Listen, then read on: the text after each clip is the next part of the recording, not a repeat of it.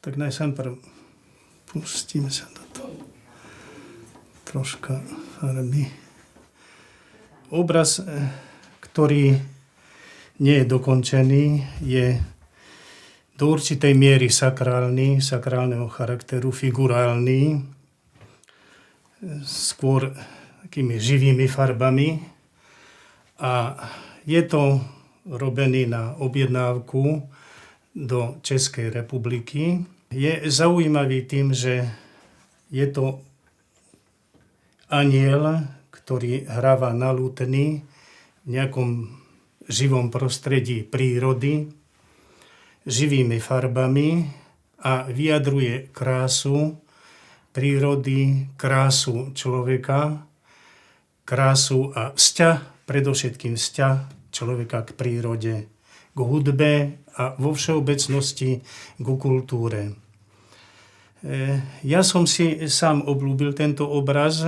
Je to posledný môj obraz, ktorý malujem teraz posledne. A poviem popravde, že najradšej by som ho ani nepredal, pretože je pekný, je zaujímavý a páči sa každému, kto vidí tento obraz.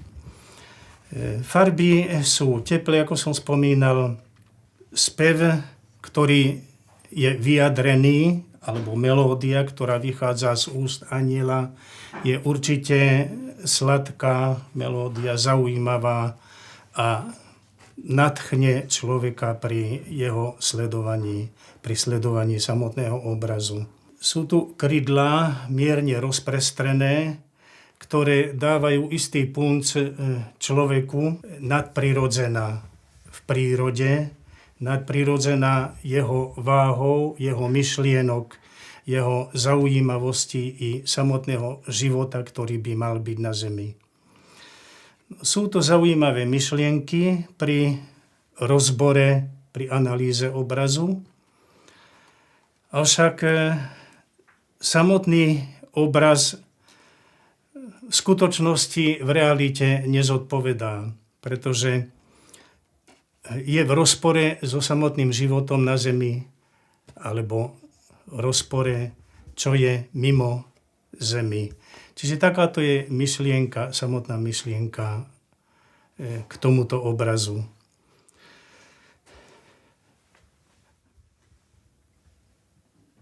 Technika obrazu je olejomalba, je to figurálny obraz, figurálna kompozícia.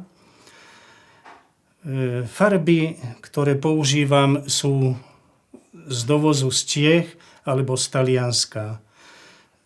Na Slovensku sa nevyrábajú olejové farby. Dostávame také najjednoduchšie farby, najlacnejšie Kohinoor a potom olejové farby Mánesky, to sú majstrovské farby. No ale sú aj čínskej výroby, sú veľmi drahé, sú veľmi kvalitné farby čínske a potom talianské majstrovské farby. Podľa skúseností, podľa receptov talianských majstrov. Tieto farby sú veľmi živé, veľmi jasné a pôsobia žiarivo, talianské farby. Podklad pri týchto technikách je najaktuálnejšie plátno so šepsom, ako originálne, tak ako používali starí majstri. No v súčasnej dobe sú aj iné techniky, napríklad táto technika podkladu je sololit, pevný, tvrdý a je priamy. Neláme sa, aj keby zatočiť sa síce je jedna nevýhoda, že nedá sa obraz zatočiť a tak ďalej, tak jak tie obrazy s plátnom. No plátnom sú ďalšie procesy, je treba vedieť natiahnuť plátno na rám, dobre, kvalitne natiahnuť a natreť to a vyrobiť si šeps. Šeps, ktorý je predávaný, môže byť stvrdnutý, pretože tam je krieda, sádra a tak ďalej. Oleje sa používajú rôzne lepidlá, a vznikne tzv. Šeps, ktorý sa priamo, to je špeciálny materiál, ktorý sa natiera na plátno.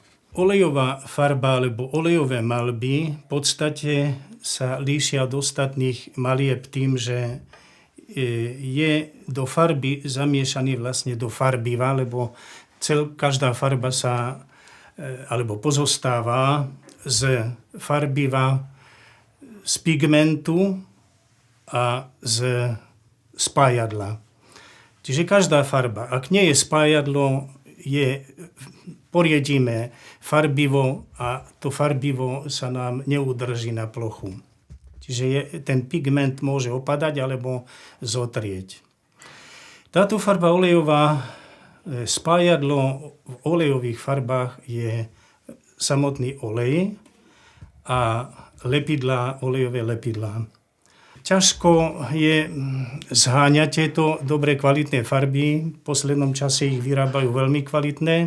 Ďaleko kvalitnejšie, ako keď volakedy tí majstri používali. Oni si sami vyrábali farby. Taliani, Holanďania, Španieli. Predovšetkým v Európe. Tieto krajiny ovládali celý svet, čo sa týka umeleckého maliarstva vôbec, vrcholného umenia, či renesancie, alebo baroka a tak ďalej, jednotlivých slov.